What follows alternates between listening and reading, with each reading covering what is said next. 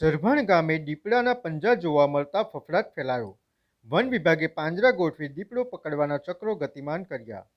આમોદ તાલુકાના સરભણ ગામે રેન્જ કચેરીની નર્સરી પાસે દીપડાના પંજા જોવા મળતા સરભણ ગામ સહિત આજુબાજુના ગામોમાં ફફડાટ ફેલાઈ ગયો હતો. તેમજ પશુપાલકોમાં પણ દીપડો હોવાનું માની ચિંતિત બન્યા હતા. આમોદ રેન્જ ફોરેસ્ટ ઓફિસર તેમજ સ્ટાફને સ્થાનિક લોકો દ્વારા જાણકારી મળી હતી કે વન વિભાગની નર્સરી પાસે દીપડો હોવાનું ધ્યાનમાં આવ્યું હતું, જેથી ફોરેસ્ટ વિભાગના અધિકારીઓએ તપાસ કરતા દીપડાના પંજાના નિશાન જોવા મળતા વન વિભાગે પુષ્ટિ કરી તેને પકડવા માટે 2 પાંજરા ગોઠવી દેવામાં આવ્યા હતા. તેમજ મારણ મૂકવાની પ્રક્રિયા પણ હાથ ધરવામાં આવી હતી.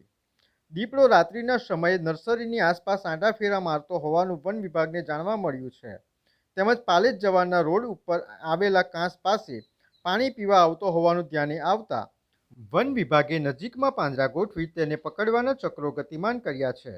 આ બાબતે રેન્જ ફોરેસ્ટ ઓફિસર રમેશ ચૌહાણે જણાવ્યું હતું કે સ્થાનિક લોકો દ્વારા વન્ય પ્રાણી હોવાની જાણકારી મળી હતી, જેથી તપાસ કરતા પંજાના નિશાન જોવા મળતા વન્ય પ્રાણીને પકડવા માટે 2 પાંજરા મૂકવામાં આવ્યા છે.